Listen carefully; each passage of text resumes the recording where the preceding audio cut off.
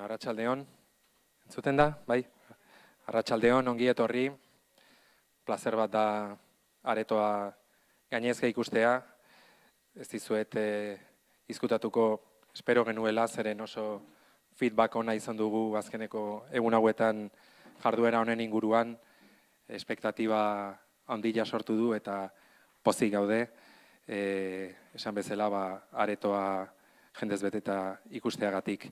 Literaktum jaialdiaren bigarren egunean gaude, atzo abiatu genuen eta azaroaren 25 arte jardueraz betetako programa duzue oraindik aurretik, beraz gonbidatuta zaudete beste ekitaldi hoietara noski. Gaur ere guretzat plazerra da azpimarratzea gaurko jarduera hau askoren laguntzaz gauzatu dugula, askoren ekarpena eta konplizidadeari esker. Lehenik eta behin, liburua argitaratu duten 3 erakunde, Elkar, Jakin eta Berria. Haiek gustu handiz hartu dute parte literaktumen eta guretzat elkarlan horiek oso garrantzitsuak dira, zeren horrela juten da jaialdia handitzen pixkanaka eta publiko gehiagorengana iristen, ezta. Eta gero espreski eman nahi dizkiogu ere eskerrak Donostiako udaleko lankidetza atalari, berak babesten baitu gaurko jarduera hau, guregana jo zuten esateko interesatzen zitzaiela literaktumen parte hartzea hausnarketa kritikoa indartzen duen literatura bat sustatuz, erreportaiak edo kazetaritza kritiko eta hausnartzaile bat, ez? Eta haiei esker gauzatu ahal izan da jarduera, hemen dago Elena Sanz eta berari ere eskerrak eman nahi dizkiot.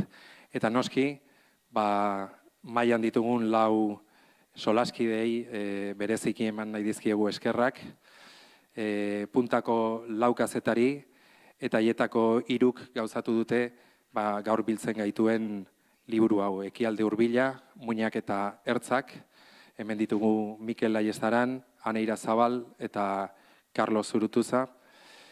3 dira terrenoa zapaltzen duten kazetari horietakoak eta gertu izan da, ekartzen digutenak diskurso kritiko eta hausnartzaile batekin beste zonalde batzuetan gertatzen direnak, garratzak askotan, eta ezagutu behar ditugun gertakariak hurbiltzen dizkigute.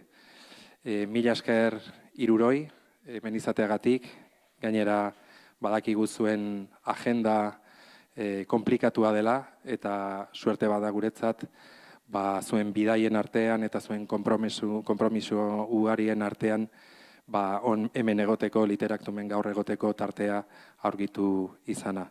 Eta guzti hau moderatzeko eta bideratzeko beste kazetari aski ezaguna, ibilbide luzekoa EITB-en eta bestelako mediotan, Jaime Otamendi eta nire jefea ere.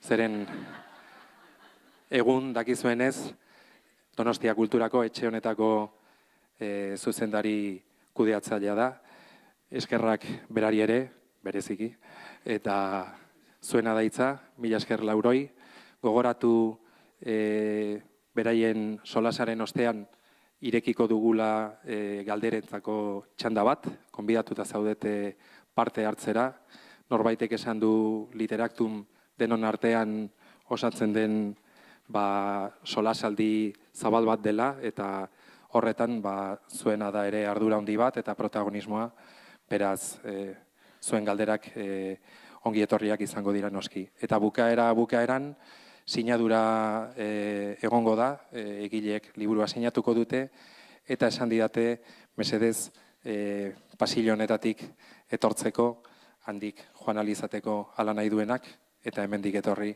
sinatzera. Mugikorrak favorez itzali eta entzun. Mila esker, gero arte.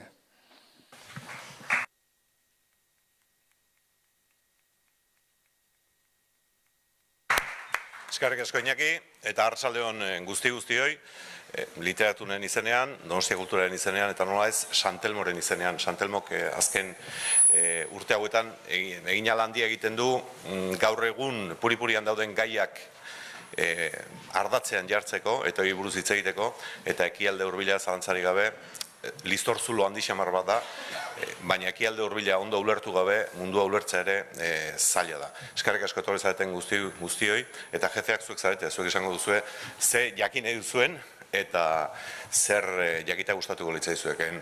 Eta hiru kazetari, primerako hiru kazetari ditugu, eskola berriko kazetariak esango genuke gainera, izan ere eskola zaharraia ahultzen ari da kazetaritzan, garai bateko egiteko moduak eta bukatzen ari dira, batzuentzat zoritxarrez. Bada eskola berri bat, J. Pasako kazetaritza, konsumo errazekoa, eta askok eta askok horretan dihardute, horrek kazetaritzaren krisi puntu bat ere ekarri du, baina hemen aurrean dauzkagun hiru kazetariok egia esan oreka nabarmen bati eusten diote.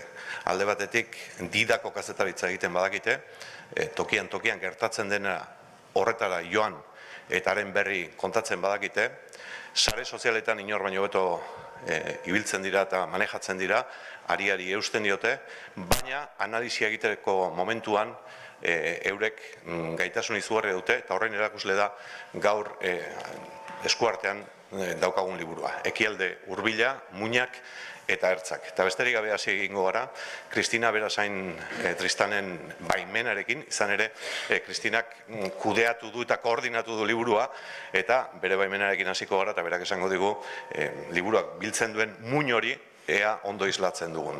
Eta isiltzera noa, hitza eman dizaigun, Mikel Aiztaran, Jerusalendik etorri berria, atzo Iruñean, eta gaur hemen, arratsaldeon. Bien, eta bene jauna. Zer moduz ondo? Ondo. Ekialde Hurbileko hiri bat aukeratzerakoan, Mikel, ez dezagun aztu literatunen gaudela, hitzen hiria bihurtu da Donostia, hiri bat aukeratu behar bazenu, zezuek gaur ona ekarriko izkidu zuen hirietan, hitzak baino, hitzak ere bai zabantzari gabe, baina armak, bortxa, liskarrak... Ni hiri bat... Markatu. Hiri bat Jerusalem, dudari gabe. Berroi urte behar izan ditut Jerusalemera iristeko, lehen joan da nahon Jerusalemea beste bidai mota ziren, baina bizitzera joan arte benetan ez naiz lasai gelditu, ez? Berta joan naiz eta lasai gelditu naiz. Niretzat, dudari gabe Ekialde Hurbileko bihotza esango nuke Jerusalem dela, eta baita Ekialde Hurbilean dauden gatazka guztien zerogunea, dudari gabe, Jerusalemen dago. Eta familia gustora bizi da? Oso ondo. Azpeitiko Izarraitz menditik, Monte de los Olivosea, beste kontzeptu bat, diferente da, paisaia, bizilagunak, oso ezberdinak, baina familia gustora bizi da, eta benetan azpeitiarrak oso gorra dira, ondo konprobatu dut hori. Ane Irazabal, arratsaldeon. Arratsaldeon. Arrasatearra, Ane Irazabal Erromatik etorri berria dugu, baina tira, hau ere batean eta bestean ibiltzen da, oso gutxi ez dela, Bangladesen ibilizara, ez da? Bai, duela hilabete. Egipton bizi izan dakoa zara, adibidez, zuk ere Ekialde Hurbila ondo ezagutzen duzu, hiri bat aukeratzerakoan? Ez dakit, nik bihotza pixkat zatituta daukat, ez? Askotan egiten didate galdera hau, eta da, pixkate, noin maite duzu gehiago amaidu, aita. Nik esango nituzke Kairo, bertan 2 urte bizi izan naizelako eta badaukadalako harreman berezia Kairorekin, Kairo energia handia ematen duen hiria da, baina beste alde batetik esango nuke Belen, ez? Ni Belenen hasi nintzen, han hasi nuen nire ibilbidea, eta agian badaukat hor lotura emozional bat Belenekin. Karol Zurtuza, arratsaldeon. Zu Abjasiatik etorri berria? Alaxia, bai. Noiz iritsi zara, ja? Ereño. Beraz, hauek beti batetik bestera ibiltzen dira. Aukeratzekotan zein aukeratuko zenuke, ze hiri? Jo, zaila jartzea jazu. Nik sensazioak beti berandu iritsi nahitzela hiri horieta. Gustalu hitzaidake sasoi bateko Bagdad eta adibidez, 20. mendekoa, edo 20. mendeko Tripoli, edo 20. mendeko Alepo, baina hori dana jo nintzaizkigu, orduan. Desde luego bizitzeko Donostia, zalantzari gabe.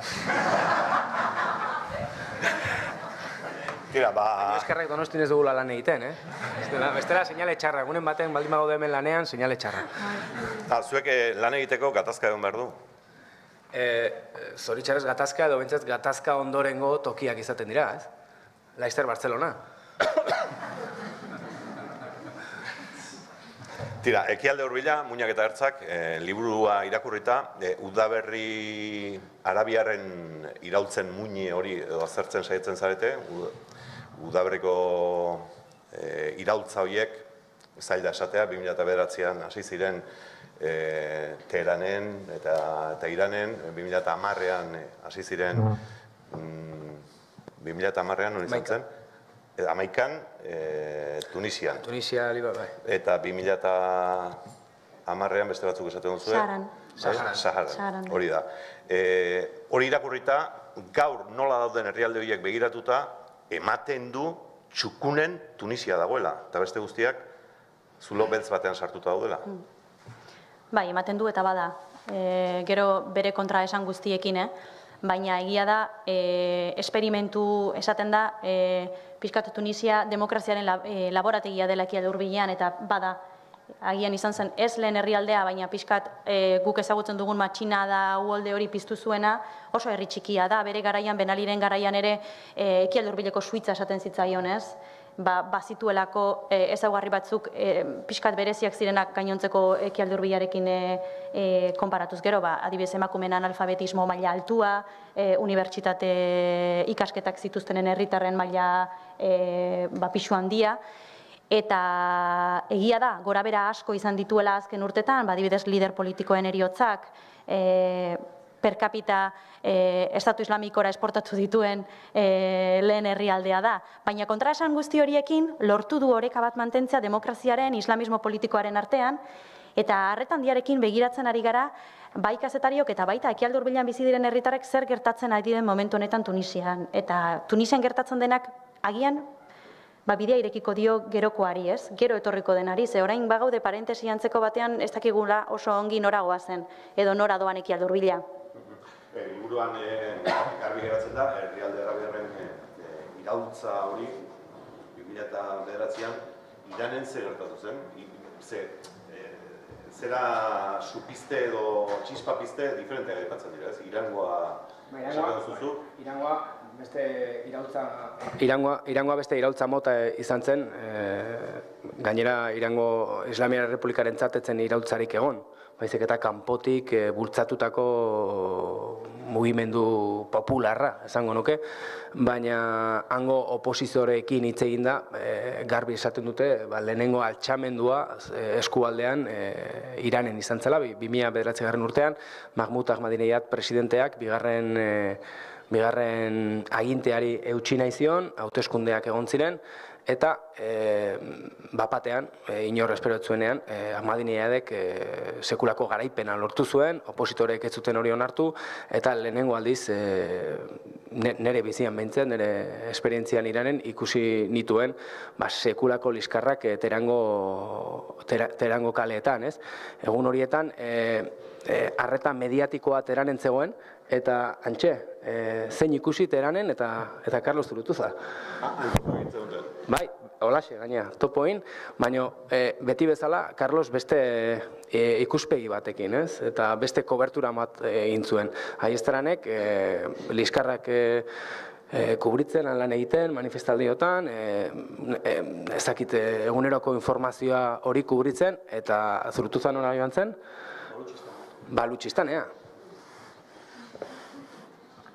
Bai, Balutxistanean. Iraultzarik altzegoen Balutxistanen, edo? Bai, nire helburua zen jorratzea mugimendu berde hori Balutxistanen, eta horra nintzen propio. Baiteran, mugimendu berdea esan zioten, kolore hori hartu zutelako kaleko manifestazioetan eta irtetzeko, benetan mugimendu masiboa izan zen, baina represioa ere erabatekoa izan zen, eta berehala moztu zuten agintariek altxamendu hori, ez? Bertan bera gelditu zen, eta 2009 urtetik lasaitasuna da nagusi. 2009an Iran, gero 10an etorri zen Hamaikian etorri zen Tunisiako, baina 10ean izan zen Saharakoa. Saharakoa, bai. Ni nintzen egon, ez dakigu bat zezaten, usteet, abendu bukaera alden, abendu hasiera alden, Sahara okupatuan Aiunen, intzan kanpamendu erraldoi bat, sahararrek antolatu zuten olako kanpamentu protesta moduko zerbait, ez? Batean, espero bezala, Marokok itxin zituen hegaldiak eta karreterak eta betoa jarri zion prentsari eta hori gutxi ez, eta bertan zion prentsa hurria bota intzun ere. Orduan hori gelditu zen, ikusi genduen zerbait, nien nintzajun, ikusi genduen zerbait, eta dana hasi zen 2011an, eta hori gelditu zen, erabat, itzalean, ez? Eta gaur arte. Ekialde Hurbilari errepaso egiterakoan, gara plan izan duen gauza horiek gaur zertan diren eta herrialde horiek zertan diren biltzen dituzte 3 kazetari hauek, ez? Zuen artean nola banatu duzu Ekialde Hurbila? Zergatik, bazuk Mikel, Iran, Irak eta Siria hartu dituzu, nagusi. Bai, aiestaran iztanen, Carlosek esatu duen bezala dauden 3 toki ez mediatikoenak esango nuke, edo, ez dakit toki horietan lan egin dut, eta ez dakit, banaketa izan da pixkat, oso demokratikoa izan da, ikusi Kristinaren lana izan da, bai, ez dakit, nik botan nituen herrialde hauek, etzegoen arazorik, eta orduan aurrera, ez? Baina, benetan ni nahi nuen, esate baterako, Kalifa herriari buruz idatzi nahi nuen, ez da herrialde bat propio, Ia, izan dira, 3 urtez izan dira herrialde bat esango nuke, bere banderakin, fronterakin eta pasaportekin eta dirukin da guztiz, baina amaitu da, ez? Amaitu da, hitzein dugu honetaz. Kalifa herria amaitu ote den, edo Estatu Islamiarra amaitu ote den, eta horrek sortu den guztiaz, ez? Baina Mikel Aiestaranek orduan, Iran, Irak, Siria, Kalifa herria, esan duzun bezala, eta Palestina. Eta Israel bat, bi Palestina. Hori da. Hori da, zuke jorratu duzuna. Hanek berriz, Egipto eta Tunisia hartu ditu, eta batean gainera itxaropena ikusten da, Tunisian, jorratu duzun bezala, eta Egipton Bai, bi puntuak islatzen dituzten. Nik Iraultzak estanda egin zuenean, nik oraindik ikasketak amaitzen ari nintzen, eta orduan nik ezagutu dut ez iraultzaren uholde positibo hori, niri bixamona guztia kontatzea tokatu zaitezta, eta egia da, 2012tik aurrera Egipton dena joan dela aldantz bera, egungo egorara iritsi arte, beste regimen militar autokratiko batera iritsi arte, diktadura batera, eta horixe, nik gehien bat errepresio politika hori jarraitu dut azken urtetan, eta interesgarria izan da 2 puntuak aztertzea. Alde batetik, gero eta ezkorrago eta negatiboagoa zen Egipton bizi, eta beste alde batetik, Tunisian esperantzaren puntu horrek oraindik bizirik irauten zuela ikustea, ez? Eta orduan egia da, hori, 2 muturrak aztertu ditu dela liburu honetan. Eta Carlose berriz, nola esango? Kondarrak. Dan hartuta zeon, eta konturatu orduko, ez. Azken urteotako geopolitikan saltorik handiena eman duen herri kurdua aztertu duzu adibidez. Bai. 3 estatutan banatuta dagoen... Lau. Bai. Zein aztu zait, Turkia... Iran, Irak, Siria eta Turkia. Hori da, eta Bai. Herri kurdua aukeratu duzu, urtetan segi izan duzun zera da gainera? Bai, nik, urte asko da mazkit kurdu negozia jarraitzen. Orduan, 2011an eztanda gertatu zanin, nik garbi asko naukan Siriara jo nahi nula, baina nahi nula jorratu Siriako kurduen egoera, ez? Ez ere aurretik aneon nintzalako, 2008an, nekez iriste ezan albisterikan, handik oso zaila ezan jakitea zerbait, eta nire apostua izan zen hori ez, hori baten, eta Libian, erabat karambola, sartu nintzen Libiako prozesu hori kubritzea Tunisiatik. Normalean jendea sartzen Bengasitik, hau da Egiptotik, ni sartu nintzen Tunisiatik, eta topoin nun Amazigekin, orduan.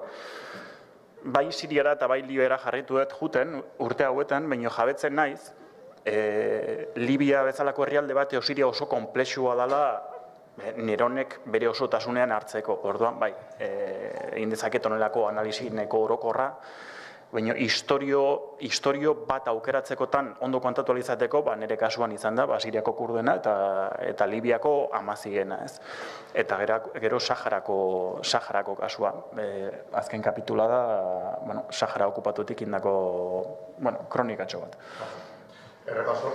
Errepaso azkarra egin da orduan, pitin bat herrialde joan da, Iran, Mikel, nola dago, une honetan?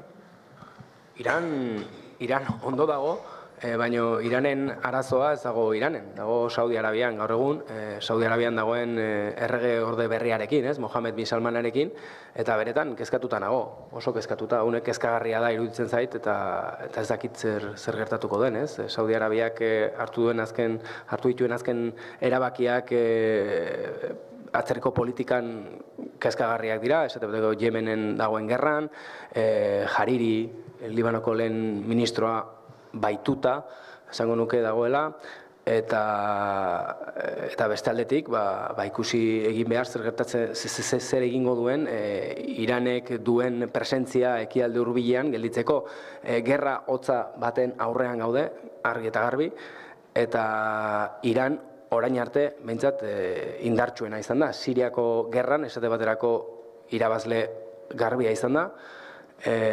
Libanon ere han duen aliatua indartsuena da, Hezbollah. Eta orokorrean, Iraken ere ikusi dugu 2003 urtean Amerikarrek egindako inbasioak ekarri duena izan da Bagdadeko gobernu bat Iranen aliatua izatea.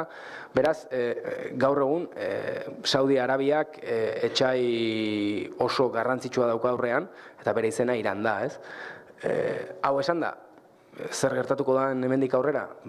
Orain erantzunak niretzat daude Riaden eta Washingtonen, ez? Ikusita Donald Trump alde batean dagoela, eta bestean Mohammed bin Salman, 32 urteko printze berri hau, ikusi egin behar, baina momentuz ni Iran oso sendo ikusten dut. Iran sendo, Irak txikituta barrutik, ez? Alde batetik kurduak, nahiko ikututa gelditu dira galdeketaren ostean, hori ere esan behar da, orain arte nahiko sendo ikusten nuen Barzani jauna, baina benetan egin duen galdeketak buruko mine ederre ekarri dio, eta ez dakit zer nolako etorkizuna izango den Irakeko Kurdistan, baina nahiko beltz. Baina herrialdea txikituta dago, 3 zatitan, alde batean daude xiitak, eta xiitak orain 2003 urtetik, inbasiotik agintean daude, Bagdadeko gobernua dute, hauteskundeak egoten direnean, beti indar xiitek irabazten dute bai edo bai, gehiengoa direlako, eta botoa guztiz sektarioa delako, ez? Eta sunitak daude, bereziki orain Kalifa herria erori ondoren, buru gabe eta lekuri gabe, esango nuke sekulako garbiketa sektarioa egon dela, eta bai Sirian eta bai Iraken gero eta suni gutxiago ikusiko dugula. Siria, zuk aipatu duzu? Siria, gerra potoloa amaitu da, orain arte ezagutu duen gerra handi hori bukatu da, eta orain ikusi egin behar nola banatzen den pastela, ez? Horrela garbi esan da. Turkiak eta Saudi Arabiak egindako apostua galtzaia izan da, azkenean indar oposizioko, indar edozein, ezakit, moderatuak esatunte batzuk, baina indar islamistak azken finean ezin izan diote gobernuari aurre egin, eta orokorrean Damaskoko gobernua garailea da, esango nuke, Errusiaren eta Iranen laguntzaz, eta noski, Errusiak eta Iranek orain peajea kobratuko dute, noski, eta kezka handiena une honetan da, Kalifa herria amaitutzat dago, beraz zer gertatuko da Idlib probintzian, oraindik Al-Qaidaren eskuetan dago, eta hurrengo gerra pentsatzen dutan izango dela. Kalifa herriaren aipamena egiten duzu, liburuan, horrek beste atal bat du, eta gero Israel bat eta bi Palestina. Eta tartean Jerusalem beste planeta bat. Beste planeta bat, hori bai, dudari gabe. Eugenio García Gascón, Europako, esango nuke, igual Europako edo igual munduko dekanoa esango nuke agian, ez? Hiri Santuan, kazetariak idatzi berri duen liburuan La derrota de Oriente, duen izenburua argi esaten du, Jerusalem zero gunea dela, han dagoen gatazka konpondu arte, ekialde hurbileko gatazkak ez direla konponduko, eta egia esateko Israelek edozein gauza egingo du bere segurtasuna eta egonkortasuna bermatzeko. Beraz, ni nire kasuan behintzat ekialde hurbilean nagoenetik herrialde guztietan inboluzioa ikusi dut eta egonkortasun puntu bakarra gaur egun eta herrialde sendoena Israel da. Eta hortik Tunisiara pasako gara. Tunisia aipatu dugu, itxaropenaren puntu batekin bizi da Tunisia, baina adibidez iraultza sortu zuen txispa hura, orain Kanadan dagoen jatetxe bat bihurtu da. Bai. Jasmin izeneko jatetxea. Jatetxe bat, bai. Bai, azkenean Tunisiako simbola izan zen mutilura, bere burua erre zuen mutilura, bere familiak Tunisiatik alde egin berri izan du, konspirazioaren teorien ondorioz, kanpo potentzien esku zegoenaren diskurtsoen ondorioz, eta amak, semearen omenez, Kanadan Jasmin izeneko jatetxe bat ireki du. Nik uste dut, Tunisian, momentu honetan, etxipenean erortzeko arrisku larrian daudela, naiz eta demokraziak oraindik bizirik irauten duen. Alde batetik, turismoa ez delako itzuli Tunisiara, turistek askotan esaten dute turistei etzaiela axola demokrazia, ez? Turistek egonkortasuna nahi dutela. Eta Tunisian oraindik egonkortasun hori ez dago azken 2 urtetan egon diren eraso jihadisten ondorioz. Eta orduan, alde batetik, turismo sektorearekin diru egiten zuten guztiek, faltan botatzen dute Ben Ali. Orduan, Ben Alirekiko nostalgia bat dago gero eta handiagoa dena. Eta beste alde batetik, ekonomiaren egoera gero eta okerragoa da, gazteek ez dute etorkizunik ikusten, eta horregatik ikusten ari gara azkenengo urtetan gero eta handiagoa izan den fenomenoa, hau da gazte askok Tunisiatik alde egin dutela Estatu Islamikora batzeko, Libian, Sirian, ez? Eta gainera gazte hauek orain etxera itzultzen ari dira, eta orduan arazo da zer egingo dugu orain gazte hauekin, ez? Zer nolako programa ezarriko diogu, kartzelan sartuko ditugu, zer egingo dugu. Eta bestalde batetik dago, islamismo politikoaren eta demokraziaren arteko talka hau, kontraesan hau, eta noragoaz, ez? Eta hor, emakumeek oso rol garrantzitsua jokatzen ari dira, islamaren gaineko eztabaida oso sakonak egiten ari dira Tunisiaren baitan, ez bakarrik hijaba eramango dugu edo ez dugu eramango, baizik eta zer da hijaba guretzat, zer islatzen du zuretzat, zergatik eramaten duzu, eta alako azterketak, ez? Beraz, lehen laborategiari buruz hitz egiten nuenean egia da, oso gauza interesgarria gertatzen ari dira kanpotik ikusita, baina tunisiar baten ikuspuntutik 7 urteren ostean jende asko hil dela ikusita, bai, etxipenean erortzeko arriskua badago. Testigantza izugarria daude, turismotik bizi den abzizen testigantza, eta bere semearekin daukan talka, ez? Bai, belaunaldi talka. Belaunaldi talka.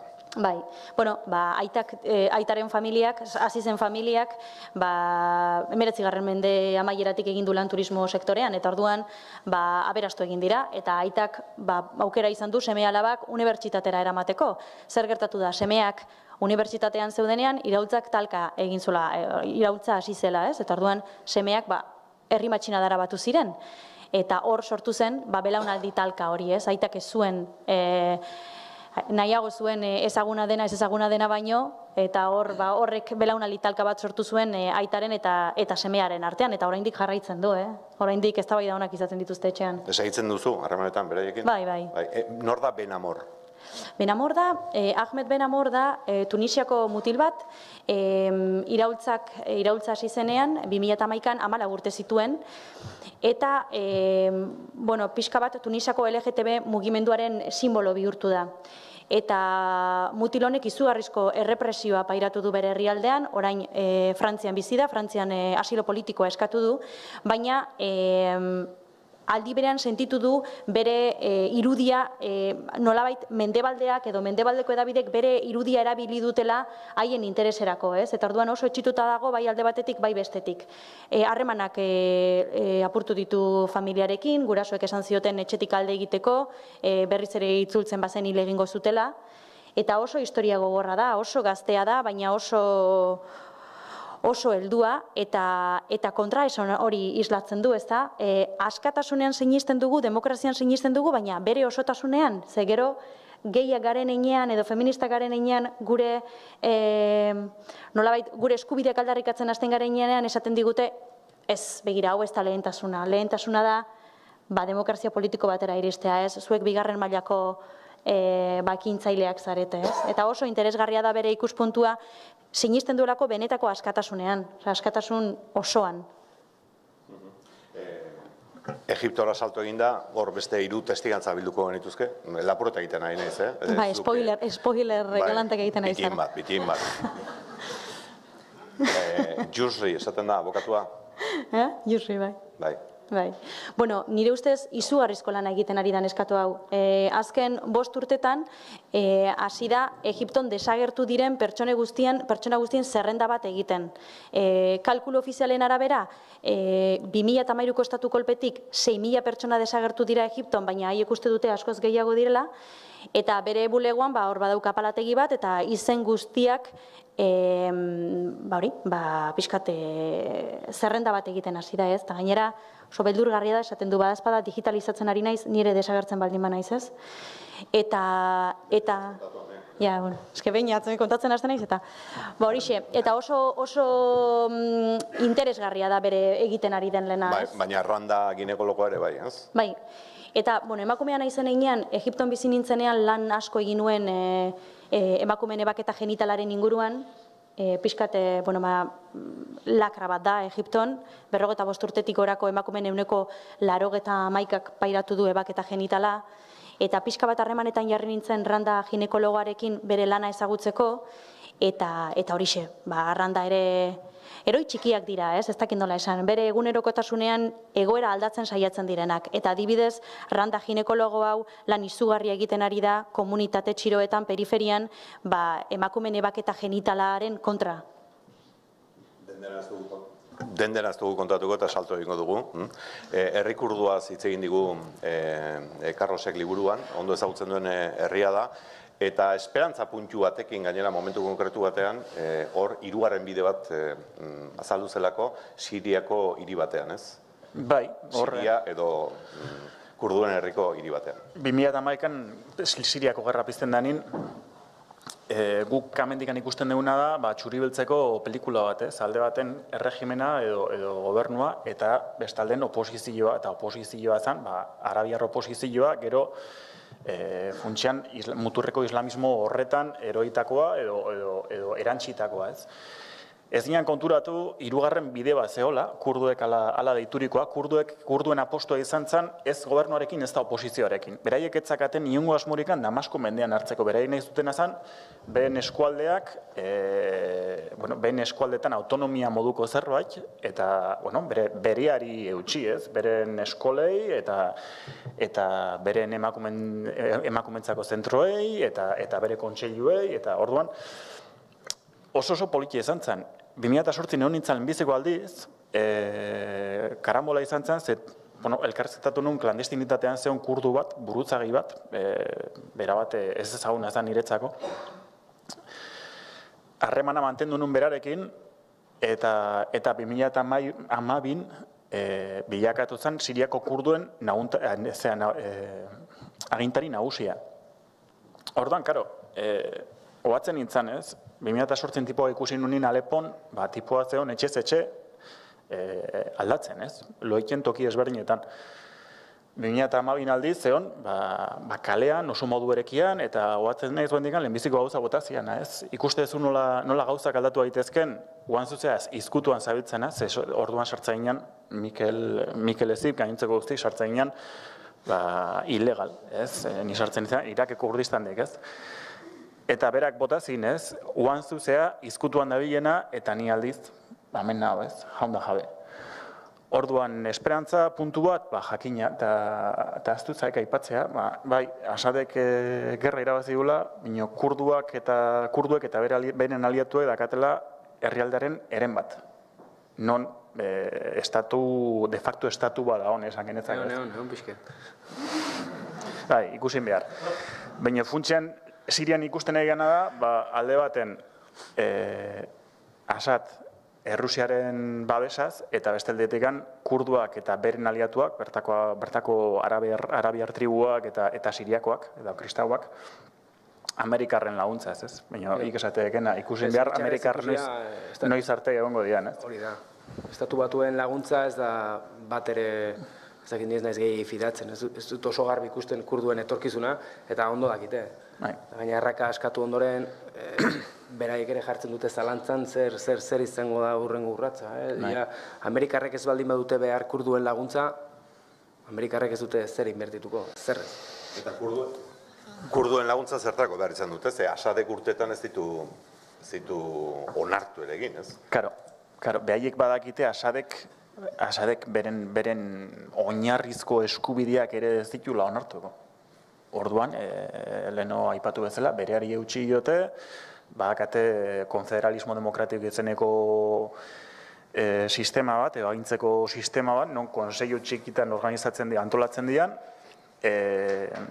genero berdintasuna da erabatekoa, hau da, dazkate kuotak, gizonezkoak eta emakumezkoak potere postu horietan eoteko, eta nahiko demokrazia horizontala egiten ari dira, ez? Beti gora.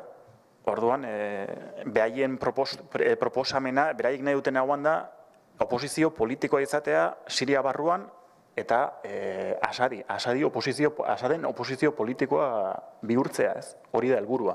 Oain, Amerikarrak baldin bajazte, ezin jakin zertatukoan. Baina kurduek paper garrantzitsu bat jokatu dute, Kalifa herriaren kontrako borroka horretan, ez? Bai, guk... Hori izan da behar bada Asadek kurduak pakean usteko edo... Bueno, oso gai potoloa, ez? Askotan, Estatu Islamikoaz... Hemen printzetarako bat. Estatu Islamikoa zaigiala, igual emateiku gauz batzuk edo aldagai batzuk, eta gero kontuatzen gara aldagai oso anitza daudela, ez? Baina bai, kurduak, prentsak edo munduak deskubritu ditu azken 2-3 urteotan, ez? Eta batean ikusten genituen emakume gerlari horiek, telebistan eta egunkaritan, eta etzan aipatu ere iken emakume kurduak Damaskila 30 urte borrokatzen gizonezkoekin batera, ez? Gertatzena, 2014an Kobaniko setioa zala eta ura izan zen Kobaniko irudia, ez? Eta salto eginda Libiara goaz orain, nortzu dira Amazigak? Bai, berbereak. Berbereak zabaltzen dira Ipar Afrika osotik, Marokotik, Egiptoko mendebalderaino. Orduan, Libian dira gutxi batzuk, 600.000 inguru kalkulatzen da. Beraiek neri esan izan du diate askotan, kale egin zutela, gerra piztu zanin, larratu zirelako oposizioarekin, eta oso garbi dakate, kurduek oso apostuan egin zutela, ez? Azken feinen, aukera zeon, alde batetik arabismoa, arabiar nazionalismoa, edo islamismoa. Claro, Amazigak ez kurduak ez di arabiarrak, eta ez da islamistak ere. Orduan, akats hori, behaiek esan da akats hori intzuten, ez?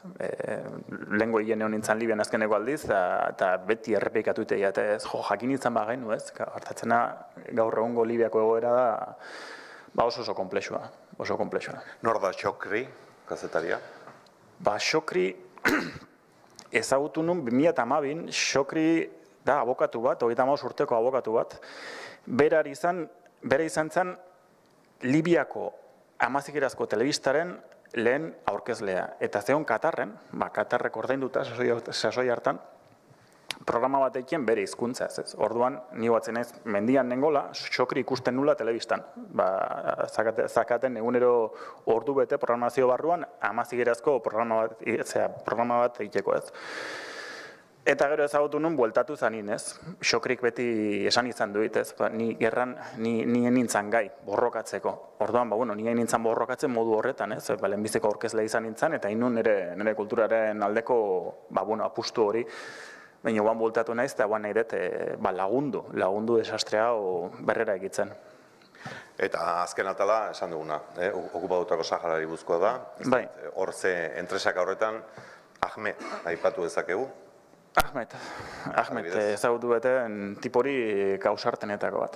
Bai, Euskal Herrian ezagutu nun, eta de hecho batzen naiz aginela trago batzuk hartzen hemen Aldezarrin, eta beak botazian, ez? Nahiko zenuke Aiunera jun, jo, ba nahi bai, baina beldurra dakan norbait arriskuan jartzeko, ze Aiun da, Chomskik esan da, aire zabaleko munduko kartzelarik handina. Hortan, ni jabetzen naiz Aiunera junezkeoz, ba, nire inguruan, nerekin lan ingo duen jendea, arriskuan egon daitekela, ez? Hori bota nion eta esan zidan, ni lagunduko dizut, niri ez diate ukituko, ze oso, bueno, dazkat kontaktu asko Europa osotik eta Kanadatik, eta badakite hile bat ukituzkeoz, aktibatuko dela protokolo bat, nazierten baien, eta Maroko egongola oso egoera, bueno, komprometituan, ez? Kasoi nion eta sartu nintzen Aiunen berarekin, eta, bueno, nik askotan aipatzen dut, leheno hitz egiten eginela, niri Aiungo egoera 2015-en egon nintzen Aiunen, eta burura etortze zitzaeten 2008 Siriako Kurdistanen bizitzen dakoa, egoera oso antzekoa. Jendea izua jota, polizi sekretoa nonbait, gero txosten, nola da, konfidenten hori sistema hau, ez? Edo jende guztia behartuta zagon txosten bat betetzera eta idaztera, eta askotan etzakaten zerrekin bete, eta askotan gezurrak, ez? Bino gezur batek, igual kartzelara emate zituen. Hortan bai, oso antzeko egoera, bai. Gauza gehiago esan litezke, baina labur bilduz hori izango litzateke muinak eta ertzak, spoiler lanik egin gabe, kontakizun asko zere gehiago badaudelako. Adibidez, Mikel Agistaranek harritzekoa, honek ejertzitoko koronel bat aipatzen du. Samir Ibrahim. Bai, Sirian gaur egun lan egiteko, Damaskotik irtetzeko, orain arte beharrezkoa zen Informazio Ministerioko baimena, noski, baina orain gainera behar da baita Defentsa Ministerioko baimena, eta hori bakarrik ez, eta ofizial bat jartzen dizute kotxean. Kaso honetan, hau da gure ofiziala, beti Homesen dago, herrialde justo erdi-erdian, orduan Palmira joateko edo Alepora jotzeko, frontera joateko beti militar batekin joan behar, eta kasu honetan oso militar xelebrea da. Bera, Palmira hiri historikoa askatu zenean bertan zegoen, eta bere beste militarrak eta paramilitarrak nolabait borroka amaitu ondoren, gertatzen dana, bestek egin zuten, ez? Hau da, gauzak lapurtu, etxeak ustu eta horrelako gauzak, baina bera ez, ez? Ofizial honek egin zuen Estatu Islamikoaren eskola joan, eta hango testu liburuak hartu. Gorde, eta joan nintzenean, antxe zituen gordeta, armaio batean, eta altxor txiki hori orain ere eskuetan dago. Egunen baten espero dute kartzea eta erakustea, ez, baina momentuz zaila da, morlako materiala handik ateratzea, baina eskerrak militar honi. Horrelako adibideak asko daude liburuan, hortik aurrera nahi duzuen azitzein genezake, zuk esan duzu, Estatu Islamiarra amaitu da, Kalifa herria amaitu da benetan, hemen ikusi ditugun zanbatekoak ikusita, azkeneko etakoa Bartzelona, baina Ameriketan ikusi dituguna, Parisen ikusi ditugunak, Londresen ikusi ditugunak, hori ere Estatu Islamiarra da, jihadismo da, amaitu da, ala gerran segitzen dugu. Kalifa herria fizikoki amaitu da, historia da, ja ez da existitzen, ez? Garaipen militarra lortu da azkenean Sirian eta Iraken, prezioa oso altua izan da, altuegia esango nuke, Tikrit, Ramadi, Fallujah, Kobani, Raqqa, Mosul, txikituta daude, erabateko txikizioa, ez dakit, denbora, dirua, ez dakit, nolabait normaltasun puntu bat berreskuratzea, ez da bat ere erreza izango. Alde hortatik, bai, garaipen militarra lortu dugu, edo lortu dute, baina Estatu Islamikoaren ideologia bizirik dago, ez? Eta ezin da horrelako ideologia baten aurka borrokatu bakarrik armekin. Bizirik dago,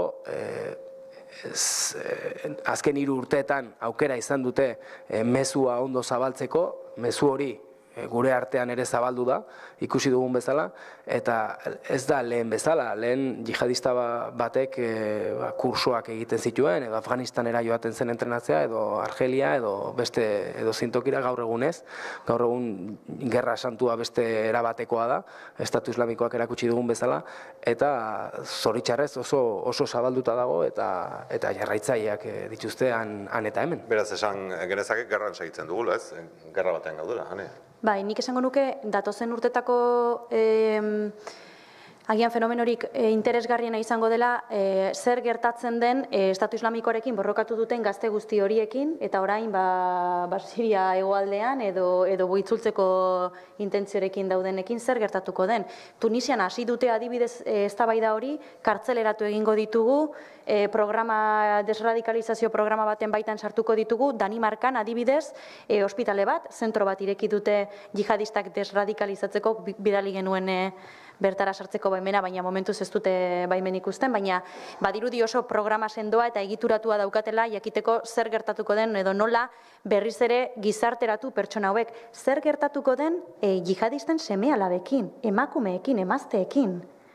Iraken daude gaur egun eremuak eta eremuak jihadisten familiekin beteta. Umeak, aurrak daude, aitona gurasoak, emazteak, eta fatua bat kaleratu da orain dela gutxi, eta hurrengo 3 belaunaldiak ez dute beraien tokietara bueltatzeko eskubiderik izango, 3 belaunaldi.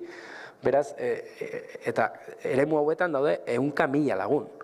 Estatu Islamikoaren jarraitzaileak ez bakarrik borrokalarien familie horiek ere pairatuko duten egoera ez dago bat ere garbi, ez? Bai, Teresa Mayek esan du adibidez, Britainia handiera bueltatu ahal izango direla jihadisten seme-alabak, baina ez amak. Zer bidaliko dituzu? Umeak bakarrik? Amekin zer gertatuko da? Kartzelan egongo dira, kanpaleku itxietan. Oso interesgarria da gertatzen ari dena eta gertatuko dena hemendik aurrera, baina nik uste dut plan zehatzik ez daukagula. Momentuz behintzat.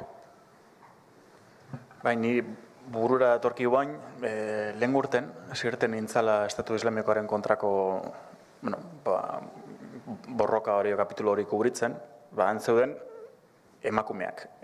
Batzuk ziren jihadisten emazteak, eta beste ziren beste gabe handikan pasatako liberiarrak edo eritrearrak edo etorkinak, ISISek hartutakoak eta gero jakina hainbat astez edo hilabetez bortxatutakoak, ez? Asko zeuden hartun. Batek baino gehiago esan zin nahi dut atera lehen bailen abortatu alizateko. Baina Libian ezin da abortatu, eta orduan inbardet beste herrialde batera junez. Eta sekulako impresio eman zin, ze gobatzen ez aurduntzeon emakume horretaz, eta nahiko garatuta ja. Eta somatzen nintzen, berak esan zian esket deabruaren azia darmakit nire barrenean. Eta nahi dut abortatu eta ezin gozun. Ezakin non egongoan, baina bai, da, sekulako drama da, bai. Alde batetik, borrokan ibili direna dauzkagu, baina gero, mendebaldean ere, euren etxetan dauden gazteak eta bere buruaz beste egiteko prest daudenak, ez? Hori bukatu da? Ez, nik uste dut. Ez dut uste bukatu denik, eta gero gainera Estatu Islamikoak hori kapitalizatu egin du, ez delako azkenengo erasoak ez direlako izan, ongi antolatutako edo aurretik antolatutako erasoak, ez? Orduan, gazte horien buruan dagoena, askotan, nik uste dut oso esperientzia polita izango zela, polita edo interesgarria, gazte horiekin denbora pasatzea, baina benetan denbora. Ez joan eta elkarrizketa bat egin, hau da, denbora pasatu eta benetan ulertu zer pasatzen ari den pertsona horren burutik, ez? Eta nik uste dut hori guztia, eta gertaliteke hor teoria desberdinak daude, baina gertaliteke kontraerasoa, hau da, Europan erasoak gero eta gehiago aztea, ez? Erantzun moduan. Piskat erantzun esateko behira, ez gaituzue garaitu oraindik, ez? Naiz eta ez izan eraso antolatuak. Eta azken 3 urteetan, ahaztu zaigu beste izen oso potoloa, Al-Qaeda. Eta Al-Qaeda bueltatu da. gainera ikusita zer gertatu den Estatu Islamikoarekin, nolabait borroka bat egon da bi erakunden artean, ez? Jihad globalean nagusitasuna izateko alde batetik Estatu Islamikoa eta bestaldetik Al-Qaeda. Eta Al-Qaeda orain bueltatu da, gaina indar berrituta ikusita zer gertatu zaion Estatu Islamikoari, eta Osama Bin Ladenaren semearekin, seme gaztearekin. Beraz, hori ere, orain ez dakigun noiz, baino beste aktore bat sartuko da jihadean, eta segurazki ez da sartuko laguntza humanitarioa banatzeko. Ari mutur asko aipatu genitzake, laiztar emango izuet hitza, iruditzen bazaizue, baina errefuxiatuen kontu ere aipatu nahi nuen, zuek 3 bizi izan dituzue, toki batetik eta bestetik Europa aldera iritsi nahian ibili diren errefuxiatuak, arrazoi batzuengatik eta beste batzuengatik, nola dago kontu hori, Ane? Bueno, berdin, zoritxarrez.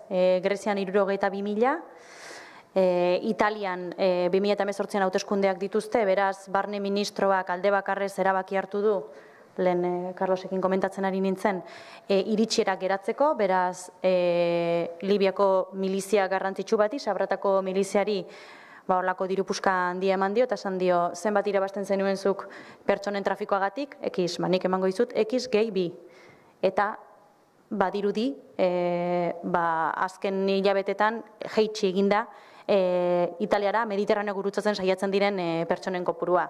Horrek ez du esan nahi haien egoera hobetu denik, Libiako atxilotze zentroetara sartu dituzte, eta atxilotze zentro horietan egoera batzutan hobea, bestatzutan okerra, baina ez da bat ere ona, eta gainera Italiak diru horren truke impunitatea eman die pertsona hori nahi dutena egiteko gero Libian, ez? Eta oso kuriosoa da, ikusten ari naizelako, azken urtetan jarraitu ditudan familien artean, bai Berlinen, bai Suedian, bai Italian, pixkat komentatzen hasi direla etxera bueltatzeko ideia, bueltarako bidearen ideia. Momentuz, nik uste dut nahiko zail dagoela egoera, baina horrek esan nahi du Europan ez direla bat ere moldatu, iritsiera oso zaila izan dela, integrazioa oso zaila izan dela, eta pixkanaka planteatzen ari direla ideia hori, ez?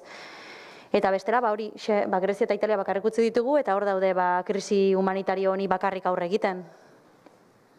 Alde batetik ez dago politika garbirik, edo bai, politika garbia da, eta politika da orain arte, behintzat, kuota ez betetzea. Bai, mugak externalizatzea. Hori da, hartutako konpromisoak ez dira betetzen, hartuta daude, sinatuta daude, eta ez dira betetzen.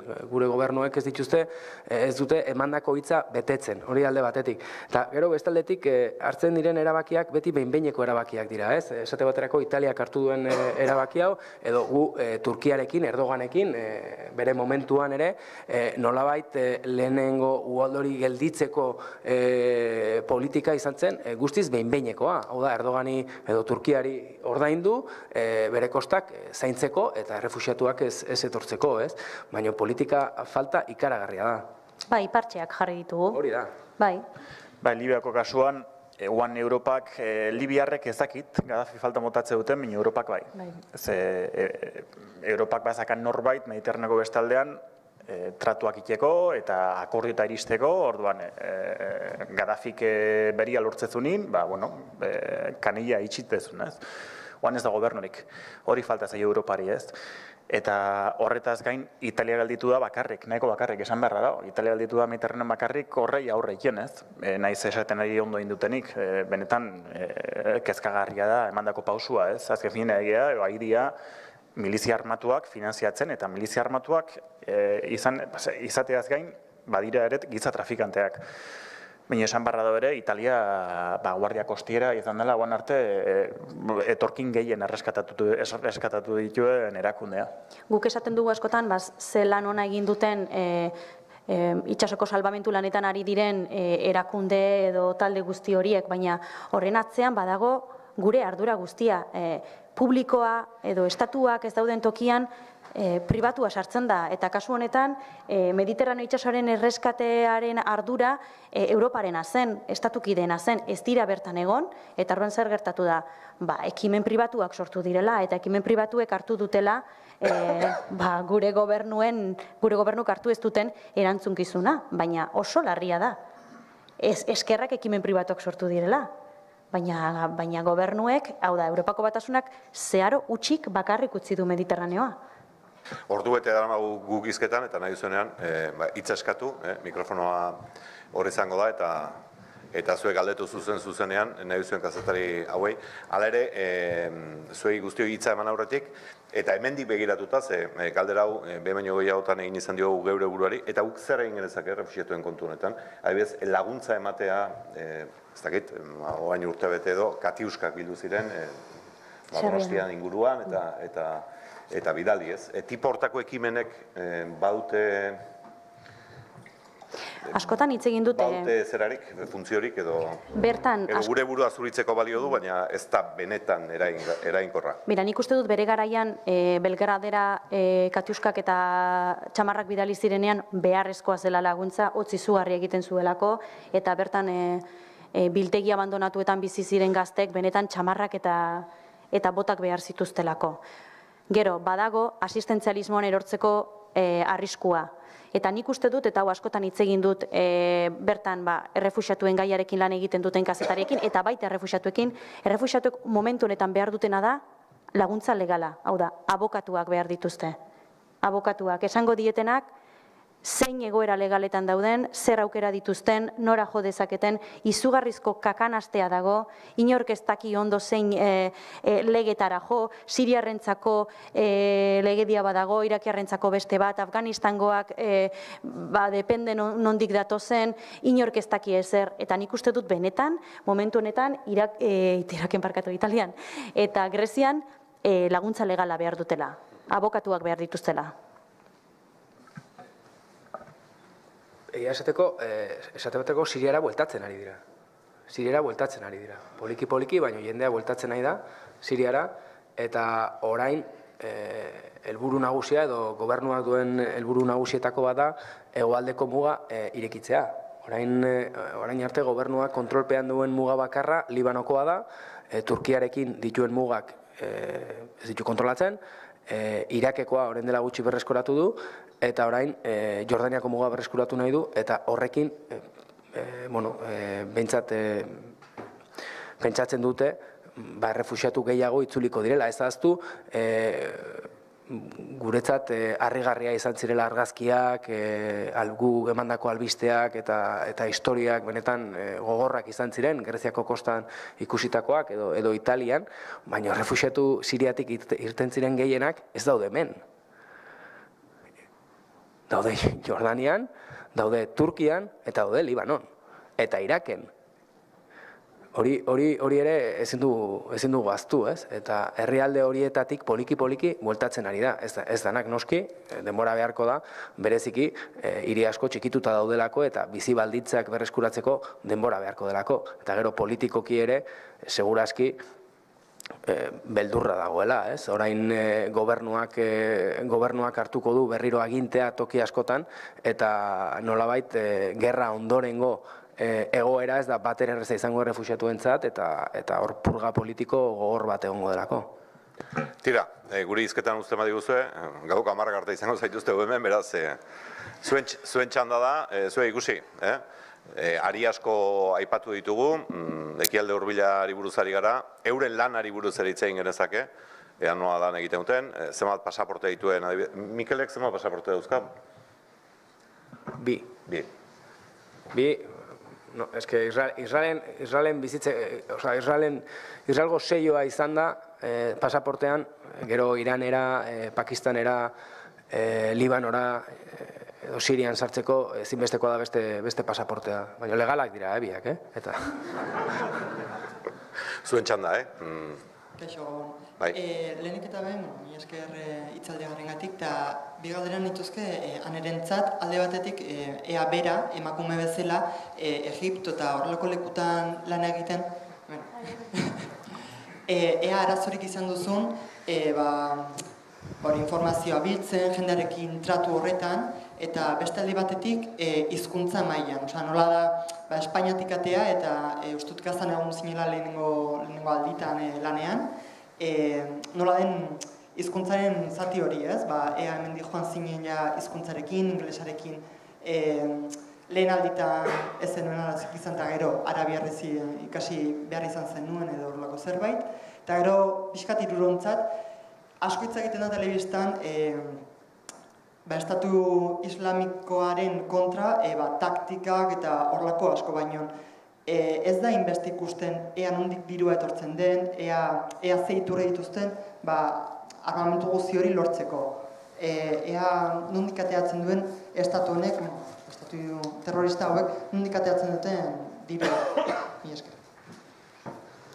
Lehen da bizikoak anerentzat orduan. Emakume izatea herrialde horietan eta bigarrena arrasatetik atera zinenean. Mondrau eraz hitz egiten hauen Gazan, ez? Emakume izateagatik, egia da, kasu konkretu batzuetan, neurri batzuk hartzia biharrezkoa dela, adibidez, eta Jarrir plazara joaten ginenean, eta Jarrir plazan 1.000.000 pertsona zeudenean, gauez, hobezen, adibidez, konpainiarekin joatea, edo beste kazetari batzuekin joatea, eta gian batzuetan hartu behar dituzu neurri estra batzuk, gian gizonezkoek hartu behar ez dituztenak, ez? Eta morru pixka bat ematen du, baina batzuetan, segurtasun neurri horiek hartzea ezinbestekoa da. Nik ez dut inoiz esperientzia txarrik izan, Egipton bizi izan naiz 2 urtez, nik metro hartzen nuen bakarrik, alde batetik bestera ibiltzen nintzen, eta ez dut inoiz irain fisikorik pairatu. Gero, orain hain modan dagoen jazarpenaren kontuarekin. Irainik larriena eta gogorrena da errespetatua ez izatea. Eta nik bai sentitu dut, emakume izateagatik batzuetan ez naizela errespetatua sentitu. Elkarrizketa batera joan, eta nabaritzen duzu, elkarrizketatuak ez dizula serio hartzen, afaltzera gonbidatu nahi zaituela, zure galderak entzunarazteko ahalegin gehigarri bat egin behar duzula, eta hori da dagoen eta errespetu faltarik handiena. Eta ni ez naiz hori pairatu dudan pertsona bakarra. Zoritxarrez gertatzen da. Gero badaude alde positiboak. Emakume izateak sortzen du intimitate bat oso polita dena beste emakumeekin. Nik uste dut, ebaketa genitalari buruz egin dudan lan sakona, zaila izango zela agian gizonezko batentzat, eta hor sortzen direla oso intimitate puntu politak Ekialde Hurbileko emakumeekin, Egiptoarrekin, Palestinarrekin. Baina egunerokotasunean sentitzen den irain hori zure lana egiten ari zarenean, ia nabaritzen ez den jazarpen hori oso arriskutsua da, eta hori zoritxarrez pairatu dugu. Eta gero, hizkuntzaren ikuspuntutik, Palestinara iritsi nintzenean 2011an, euskara, gaztelera, ingelesa, italiera, eta gero hasi nintzen arabiera ikasten, arabierako irakasle batekin. Ez nintzen gai lan egiteko elkarrezketa sakon batera iristeko, eta beraz lan egiten nuenean, itzultzaile batekin lan egiten nuen, eta orain kasu honetan adibidez, Italian Siriako errefuxiatu batekin ari naiz arabiera ikasten. Eta pixkat horri jarraitzen, baina oraindik oso berdenago, Eta hanek berak ez dizu esan, baina hilean behin RAI telebista italiarrean, telebista publikoan, italieraz egiten du saioa, reportaje bat, dokumental bat, italieraz zeratzen dute, ezta? Bai, horre esaten didate nabaritzen dela ez naizela italiarra, baina saiatzen naiz. Baina Italian onartu duten, italiarra ez den, kazetari bada, Ane Irazabal. Dirua nondik ateratzen da, Mikel Carlos? Dirua nondik atera da, nondik finantziatu dira? Izizen kasuan, esan behar dugu dana oso ez daudela liburuak kontuekin, esateko edo aurrekontuak eta horrelako gauzak ezin dugu espero. Orduan, nolabait, Mosulera heldu zirenean, ezaztu Mosul esate baterako Barcelona bezalako hiri badala. Eta heldu zirenean, banketxeak antzeuden. Eta hango diruarekin hango dirua hartu zuten, esate baterako banketxetako dirua hartu zuten, ez bakarrik Mosulen, baizik eta Rakan, Faluian, Ramadin, Tikriten hiri handiak dira. Bestaldetik zergak kobratzen zituzten, baita eguneroko zergak aparkatzeko dirua ere kobratzen zuten, edo poliziak zeuden baita, trafiko polizia ere bazegoen, nolabait, bizimodu normal bat zergak kobratzeko biztanleei, ez? Baina, benetan, diru iturri nagusia petrolioa izan da. Petrolioa, Siriatik irten den petrolioa, eta petrolio hori Turkiara joan da, eta Turkian petrolio hori saltzen zen egunero. Eta horregatik talde hau izan da dudarik gabe historian egon den talde armaturik niretzat aberatsena. Petrolioa aipatzezula, jakin dezagun gutxi gora beran lan funtzatzen duten gauza hauek, hogatzen ez, 2013 kurduek hartu zutela bertako Siria iparrekialdeko errefineri bat, ez? Eta, bueno, mendean hartu zuten, eta ustez beraiek kudeatzen zuten, eta alako baten topatu nun bertan lan egitezun itzultzaile bat, eta esan zin, betio, lehengo aste neontzan bilera bat, eta elkartu zian Asad, osea, Asadeko aparatua, gurea, hau da, kurduena, eta Jabhat al-Nusra. Jabhat al-Nusra da oposizio islamista, ez, Al-Qaedako marka Sirian. Orduan, elkartu zian, ni bera izan itzultzen. Orduan, elkartu zian, eta erabaki zuten banatzea horren etekinak hiruen arten. Zena, eta askotan besatze, hau ekartu dute, eta orduan noiek ez daukate, baina, karo, eske petroleoa denek behar zuten, hau da, kurduek petroleo behar zuten, baina Jabhat al-Nusrak ebai, eta erregimenak ebai, orduan, beharrezkoa da nien eseriten dira eta itzen iten dute.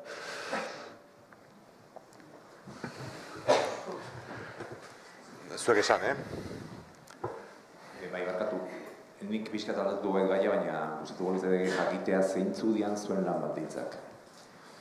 Kazetaritzan lan baldintzak asko txartu dira, eta zuek ustez freelanza zeate eta interesatzen zait jakitea hori. Lan baldintzak. Bueno, freelance, lehen ere komentatu du, freelance izatea azkenean da kazetariok erabiltzen dugun hitza azaltzeko autonomoak garela, ez? Hemen segurazki salonetan ere autonomo gehiago egongo dira, ez? Gure kapituloan ere, gu autonomoak gara, baina esaten zaio freelance, ez? Hori da. Gero egoerak, uste dut, danok egoera ezberdinak ditugula, ez dago batasunik freelance artean Espainia mailan, eta nire kasuan behintzat komunikabide ezberdinekin, talde ezberdinekin egiten dut lan, eta horregatik egona izan maika urte lanean, ez? Talde ezberdinak, eta nire baldintzak ez dira txarrak, ez naiz, ez dut etxe bat erosiko kontxan bihar, baina esan nahi dut ontaz bizi naizela, eta hori esatea gaur egun ez da makala. Bai, nik uste dute hemen eserita gauden hiru kazetariak gutxi gora bera egoera nola dagoen ikusita egungo egoerarekin konparatuz nahiko privilegiatua garela. Agian ez nuke hitz hori erabili behar, normalena izan beharko litzatekelako, baina zoritxarrez, ez da, ez? Eta nik esango nuke pixkat freelance faltsu antzeko batzuk garela. Azkenean beti edabide beretsuekin kolaboratzen dugulako eta denboraren poderioz, harremana, edabide horrekin harremana erregularra bihurtzen denez, konfidentzazko harreman bat dagoelako eta sendotzen delako eta hobetzen delako eta hasierakoa ez delako orain daukaguna, ez? Azkenean beti dira edabide berak eta harreman hori ere landu egiten da, sendotu egiten da, babestu egiten da, eta nik uste dut, ni babestuta, oso babestuta sentitzen naiz kolaboratzen dudan edabideekin. Baina egia da, egoera beti gero eta gehiago ari dela prekaritate izugarrirantz murgiltzen, ez? Bai, arkua oso anitza da, ez? Bakoitzak bere egoera dauka, denaen gauza jakina gaur egun batez ere estatu espainolean gremia oso prekarizatuta dagoela. Ni bere ala jabetu nintzen hortaz, eta nire lehenbiziko impulsoa izan zen, hemen Euskal Herrian bazkat oso medio leialak, baina horretaz gain bilatukoet kanpoan, nazarteko medioetan, ingeles ez da aldala, kontuatzen naiz, Espainiako media handi horiek, igual Euskal Herriko media, baino gutxi ordaintzen dutela. Hortaz jabetuta, askotan komentatzen duguna, norberak kudeatu behar du beria, autokritika ere inberkoa, egunen baten, eta onartu gremio bezala ez dugulako ezertako balio. Hau da, Twitterren eukikozu norbait jatzen dena, etengabe kronikak batzen dila 30 eurotan, baina bera izangoa lehenengoa tarifa horiek onartzen, ez orduan edo bata edo bestea, bilak ezin. Baina bai, eta kazetaritza bezala nik uste gaur egun autonomoen artean bai prekarizatua kazetaritza, baina igual elektrizistaren lana ere gerozta prekarioa da, edo mekanikoarena, edo arotzarena. Ez orduan nik uste dela gure garai honetako baleloa, ez prekaritatea. Nik uste dut gertatzen ari dena da, baina hau ez da kazetariaren errua, hau edabideek kasu askotan elikatzen duten kompetentzia da, baina ikusten ari naiz, hasi berriak diren kazetari askoren artean, ikasketak amaitu berri dituzten kazetari artean, prest daudela, sinatzaren truke doain lan egiteko, ez? Eta ez dira konturatzen, hau gertatu zitzaidan Italiako lagun batekin, hasi zen Italiako edabide nazional batentzat lanean, egunkari batentzat, gratis doain publikatzen artikuluak egiten, eta gainera gerra ere muetatik. Eta hasi berria zen, eta esaten zidan, baina behintzate sinatzen dut, ez? Eta 10. artikuluaren ostean, okurritu zitzaion egunkari esatea, igual, agian ez, hasi zaitezkete pixkat artikulu bakoitzeko ordaintzen, eta hartu zuten gratis lan egiteko prest zegoen beste bat. Orduan, batzuetan ez gara konturatzen gure etxairik handiena garela, ez? Eta gure burua eta gure lana baloratu behar dugula, eta hori oso garrantzitsua dela.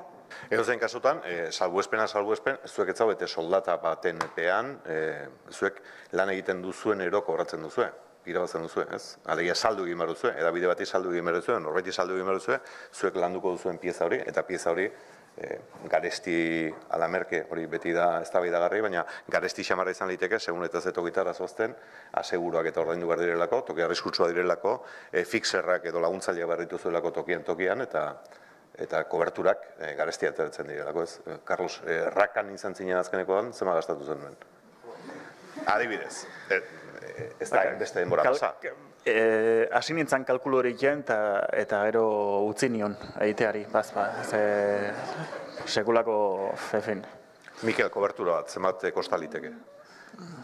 Azkena, esate baterako erbiletik Mosulea joatea, eguneko taxia, esango nuke borket, etzen fixer bat edo zen taxi bat besterik ez, ziren gerra momentuan, hau da, erortze hartzegoenean, hiru egun klabe horietan, $600 bera, inoretzen juten. Eta dira, 2 orduko bilbidea. Beraz, 3 egun, bakarrik taxia, $2.000. Gerrekin askok negozio egiten dute, eta bertako herritarrek, ez? Gazako azken erasoaldian 2014an gogoan dut, hasieran fixerrak hasi ziren $200, $250 eguneko eskatzen. Fixerrak dira tokian laguntzen digutenak itzulpenak egiten, kontaktuak bilatzen. Hasi ziren $200, $250 eguneko eskatzen. Zer gertatu zen? CNN eta hauek edabide handiak iritsi zirela, eta CNN-eko korresponsala hasi zen, ez nik ordainduko dizkizut $1.000 bi ordu lan egiteagatik. Goizean joan, grabatu, gero hotelera itzuliko naiz, montatuko dut grabatu duguna, eta listo, gero egun guztia libre, ez? Eta karo, gerra pairatzen ari den gazatarrak esaten du, $1.000 oso ondo, $250 baino beto, ez? Eta horri izugarrizko negozio sortzen da, azkenan elkartrukean ibiltzen gara hor, merkatuan bezala. Ez, 200, 300, horrela. Gerra oso garestia da, oso garestia da lan egiteko. Horregatik, ez dakit nire kasuan behintzat oso importantea izan da azken 11 urte hauetan taldeak sortzea, ez? Bai Bagdaden, bai Teheranen, bai Beiruten, Palestinan, nagoen tokian, eta orduan beti talde bera izaten dut, ez? Beti itzultzaile bera, normalean taxista bera, eta horrek ere ez merketzeagatik, baizik eta ez dakozu parte txar hori, ez? Negoziak eta parte hori, eta hori tokatu zait esate baterako Mosulen, ezinbestekoa zen, ez? Ez dakit, bidaiak egiten ditugunean bezala, ez? Ez da gauza bera abuztuan bidaiatzea edo beste bate batean, ez? Ba hemen gauza bera gertatu zen momentu batean, Mosulera joateko zegoen overbooking. 600-700 jendea $1.000 eskaintzen eguneko, eta ezinezkoa zen, kotxe bat aurkitzea, ez? Eta orduan bai, hitz egin dugu krisiari buruz eta bar, baina une horietan komunikabideek diru gastatzen dute. Zuen galderak. Laburrantzean ja, amaierako zeran gaudelako. Atxaldeon, ze itxura hartzen jozue Libanokoari? Ikusita Saudi Arabiaren azkenengo mugimendua jarri dita, ze itxura dauka?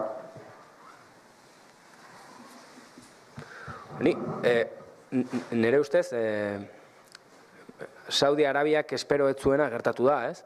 Hau da, lehen aldiz, azken 11 urte hauetan, ikusten ditut Libanorrak denek bat egin dute. Lehen aldiz, bai sunitak, xiitek denek pentsatzen dute lehen ministroa baituta dagoela Saudi Arabian, eta harrigarria da, ez? Nire ustez, Riaden espero zuten nolabait krisi politikoa sortzea gobernu barruan, batasun gobernua apurtzea espero zuten, eta kontrakoa lortu dute, beraz, seinale ona da, epe motzean behintzet, Libanon, gobernua oraindik gobernu bateratua da, esango nuke lehen ministroa falta da, noski, baino itzuliko da, hori espero dugu. Eta bestaldetik ere, ni Hezbollah oso indartsua ikusten dut, oso indartsu. Eta orain arte, azken 10 urte hauetan garbi gelditu da, Iran oso aliatu zintzoa eta leiala dela, eta Iran atzean izan da, Hezbollah oraindik indartsua izango da, beraz, espero dut krisia esakontzea, ez? Baina lehen esan dudan bezala Donald Trump Estatu Batuetan ikusita, Mohammed bin Salman Saudi Arabian ikusita, eta bereziki Israel erdian piezak mugitzen ikusita edozein gauza. Bai, askok diotena da, eta hori nik uste arrazoia dutela, azken urtetan Libanon ez bada 3. gerra bat izan, Hezbollahgatik izan dela, egonkortasun hori ondo mantendu duelako. Azken galderak, egia esan, herrialde arabiarrei buruz hitz egin dugu eta gutxi hitz egin dugu Israeli buruz, edo juduei buruz, ze pixkanaka eta ezarian, geroz eta ankerkeria gehiago egiten ari dira.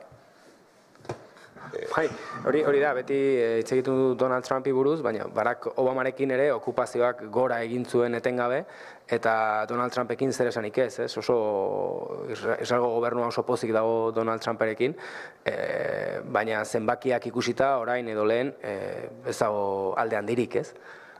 Beraz, barne politikan esango nuke ezkerraldeko mugimenduak desagertuta daudela, ez dutela indarrik, bestaldetik erlijioak ikaragarri egin duela gora, eta bestaldetik kolonoek eguneroko bizimoduan eta eguneroko bizimodu politikoan ere sekulako iragina lortu dutela, ez? Hau da, nazionalismoak eta erlijioak bat egin dute orain Israelen, eta horregatik atzerri politika ikusita eroso sentitzen dira, ikusten nola txikizioa da nagusi Sirian edo Iraken, Egipto ere aula ikusten ondo sentitzen dira, eta Libanoko krisia ere oso ondo datorki Israeli, baina bestaldetik barruan sortu den egoera epe motzean, ez dakit igual ez du ezer ekarriko, baina epe luzean nahiko itxura txarra hartzen diot, ez? Ez dakit, gaur egongo gobernua esate baterako muturreko gobernua da, sekulako arabiar gutxiengoarekin dagoen arrazakeria gora egin du ikaragarri, eta ez dakit, baita kezkagarria da, ez? Zuek esan?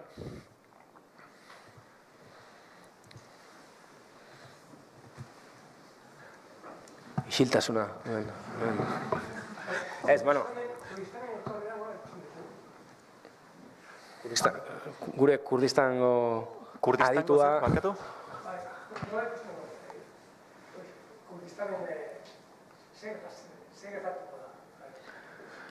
Jo, ni, ja...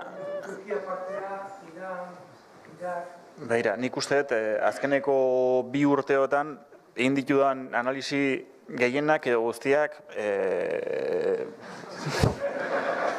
en fin, bizigian garaietan... Nik Iraken gertatu dena esate baterako oraindik ez du sinisten. Bai, Iraken kurdoak ziren oso indartsuak ez, urrengoa. Bai, hori gertatzen nahi da, eta kateatzen nahi dira ustez inoiz gertatuko ez dien gertakizun horiek, eta momentu baten esatez, ezin da, azkeneko 2 urteotan, nik adibidez amazkit, izango ja 15 urte Kurdistanea bidaiatzen. Lehen ozan, gutxi gora bera, bazenekien ez da aurkituko etzen duen, horrea jun, eta bueno, jun horretikan, gutxi gora bera, egoera, bazenekien etzal aldatuko. Azken 2-3 urteotan, egun batetikan bestea, beste eskenatoki bat erekitzen da, ez? Lehen aipatzen eginean, Trumpek ospaiten baldin badu Siriatik, nahiko lan, bertako kurduentzat. Guan arte eraiki duten guzti hori, seguru desegin ningoala. Irakeko kurduak gelditu dira, erabat baztertuta. Turkian ikusi dugu 2015an Erdoganekin dakoa, ez? Bertako hiriak eta herriak txikituz eta erraustuz. Orduan, bueno, hori izan da kurduen patua, urtetako edo mendetako patua, ez? Aguantatu dute eta pensatzen aguantatzen jarraituko dutela. Baina egia esan, esaten dute, ez naizela ausartzen, deusi esaten, ez dakitu bat esaten, baina lehengo hilabetean iraien inzuten referendum hori eta bueno, irakurtzen dituen analisia ziren oso baikorrak, ez? Eta ematezun, behingoz kurduak mapan agertuko ziela, ez? Eta egun batetik bestea, jo nintzen. Bai, iruditzen mazizue, hementxe amaituko dugu gaurko hitzaspertua. Informazio gehiago nahi duenak, badaki, norberak egin beharreko lana da, baina liburua hortxe dago, hartu liburua eta irakurri. Bestetik, 3 monstru hauei euren jarraipen egiteko sare sozialetan bideak badituzue. Eta amaitu aurretik gauza bat, liburuak sinatu nahi izan ezkero, ezkerretik etorri, favorez. Eskerrik asko.